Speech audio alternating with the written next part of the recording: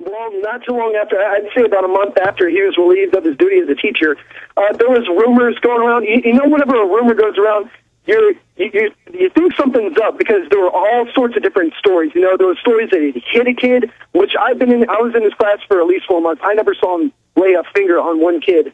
And was he generally a liked teacher? I mean, anybody that would, you know, provide movies like this and try to talk to students and get them interested in this subject matter seems to me like, you know, he has a broader understanding of how to relate to his students. You know, there are teachers out there you can't stand to be around, you can't wait for the class to get over, and then there are other ones that you feel more comfortable with. Was he generally someone that, you know, students felt a little bit more comfortable with, that they could relate to? Oh, definitely. Well, it was one of those things, you know, that kids would talk about, you know, after class or between classes, or, you know, gee, I wish I was in this guy's class right now, because it wouldn't be so much curriculum. It wasn't so much studying the Bible and all this, you know, because for me, I'm not Christian, so that's not what really interested me. But when he showed this film, you know, that's really when, you know, things started to click. I got really interested in the class, and we started, you know, because before we had just watched normal movies, you know, just anything, and then he started showing us, because he started showing it on the internet, and then he brought in the movie, and that's what really sparked things up. So, all right, he again, it gets banned, and then they let him go. All these rumors circulate. Did they just find a replacement for him for the rest of the semester? Did they let him go through the rest of the semester at all? Was it basically just one day he was poof, gone? He didn't even know it was coming? What happened? Well, that's basically what happened. The kids had started noticing him to pack and stuff. I actually noticed him packing. All his books were on one side of the classroom, you know. It just didn't look like his desk was that full of stuff. And, you know, kids were asking him, you know, what's going on? Are you leaving? And he just, you know, he wouldn't really talk about it that much. So that's kind of, you know, what started to, you know, make me question it. And then also, like, just the, you know, the seriousness of the situation that the school was taking on it. How they were saying, you know, no, we don't want this movie being shown on campus. You know, and I don't know if that has to do with the Mormon conservative values or the fact that, you know, Paul King was in the military. Well, it's probably a combination of both. Because, you know, those people that are ultra religious, you know, I've talked to many a person at some of these rallies and whatnot, and I'll ask them, especially if they're super religious, and when Bush was in president, do you believe that George Bush is a man of God? And they'll look me in the eye and they'll say, well, you know, he might not make all the good decisions, but I do believe he's a good Christian man trying to do the right thing. And then I say to them, really, have you ever heard of Skull and Bones? No, what's that? And you explain to him, well, actually, him, his father, his father's father, and his father's father's father actually are in this secret society.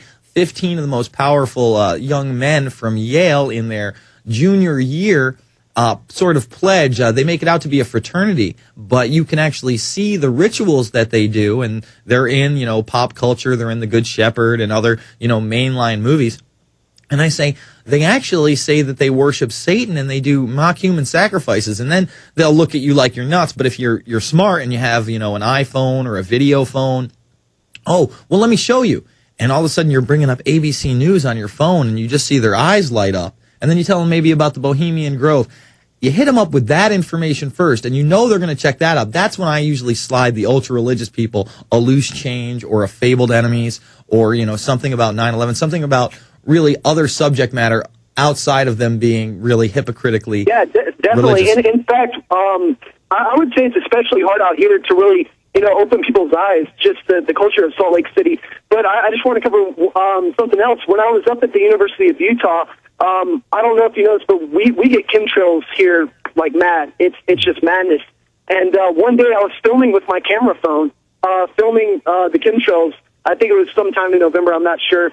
But the maintenance was coming around, this guy that works for maintenance on campus, and he said, hey, man, have you ever heard of Alex Jones? And I said, because he saw that I was filming the chemtrails, and we started talking about chemtrails. And from there, he asked me if I ever heard about Alex Jones. And I said, well, no, you know. And he said, well, you should look him up sometime on YouTube, check out Bohemian Grove and stuff. And it was just as simple as that. You know, as soon as he told me that, I went back to my room, I got on Google, I typed it in, went to YouTube, and watched some of Alex's stuff. And then, you know, just went on from there. And so where are you in all this? I mean, obviously you've seen a lot of the movies. Have you seen Loose Change Final Cut? Have you seen Fabled Enemies, Endgame? What are some of the other videos now, you know, that have brought you around to really realizing there's a bigger picture out there? Well, like I said, I started out with Loose Change. That was the very first one, other than the Skull and Bones deal.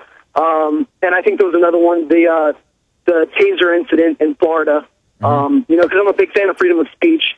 But I've seen parts of Loose Change too, and Final Cut. And the one film I really liked a lot was Zeitgeist.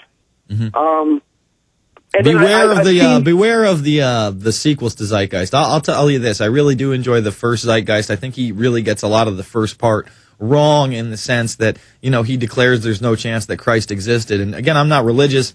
I'm not going to tell you that, you know, Christ is a savior and, you know, I have all the answers to the universe. But, you know, throughout history, when, you know, big religious movements change, they always tend to adopt the dates and practices of the earlier popular religions. So I think that's really what that first part shows, is that paganism really has worked its way into Christianity. In other words, December 25th obviously isn't the day that Christ was supposedly born, and the Christmas tree is a pagan tradition. It has nothing to do with Christianity. You'll find the same thing with the Easter bunny and Easter eggs, and throughout really Christian mythology. And, well, I don't want to say, I'm going to get in trouble for that. But you, yeah, I know. When I say Christian mythology, I'm saying the amalgamation of pagan religions into the Bible. And, yeah, you know, exactly. And you gotta look at it at that perspective. You're like, okay, well, they are into astrology, and they do believe in a new age, and the age of Aquarius is coming, and the age of Pisces is ending. Final segment with John Gualtieri. After this, it's the InfoWarrior with Jason Bermas, PrisonPlanet.tv, Infowars.com.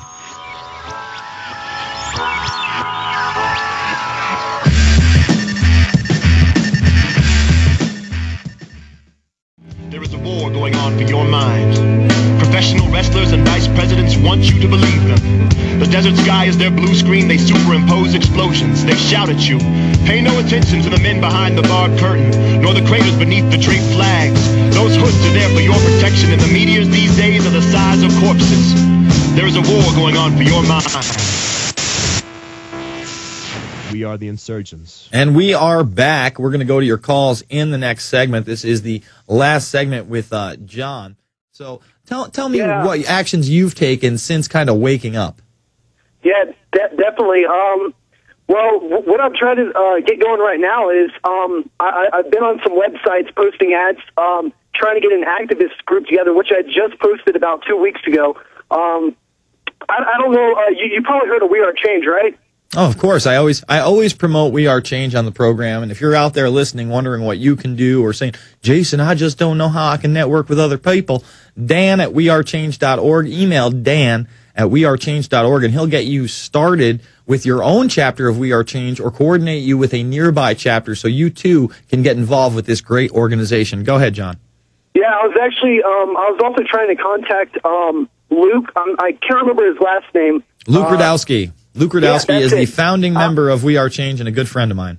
Yeah, I was trying to contact him to ask him a little bit about how he got started. But other than that, other than trying to get a group started here, the first step that I really took to try to get information out was kind of with the Loose Change, but also with the chemtrails. I don't know what was so much fascinating about the chemtrails. It's just I would go around when I was at the University of Utah with posters that I had printed off the computer that said it had a picture of chemtrails that I had taken off, I think, Google Pictures, put it on paper, and then I had a question that said population control or weather modification, you decide. Or possibly both.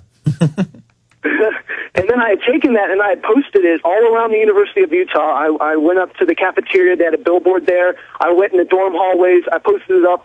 And within, I'd say, 3 days, they were all ripped down. You know, and it was really unmotivating for me to, you know, constantly put up these flyers. Yet, you know, they would be slapped on with concert info or, like, I don't know, just other events. Listen, buddy.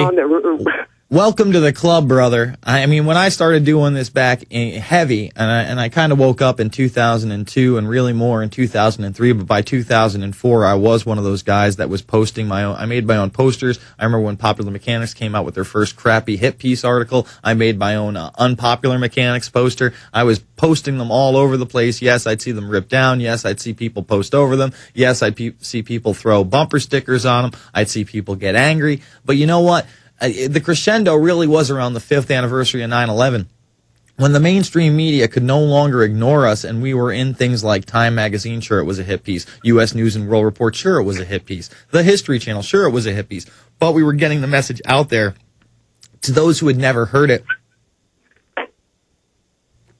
In closing, you know, I'd really just like you to speak to the youth out there, the kids that are still in school, and, you know, just let them know that this isn't hopeless and that you can have an effect. Like you said, you were just looking up at chemtrails one day. Somebody came by, mentioned a name, you went and Googled it, and really that sets you further on your journey. We all can have great power and effect if we want to, John. You know, I know a lot of today's youth likes to watch American Idol or whatever the next biggest thing on TV, you know, MTV, The Hills, whatever. It's time to get back into politics and motivated to find out how government works and how we can change it. I thank you for the call. We'll be back after this.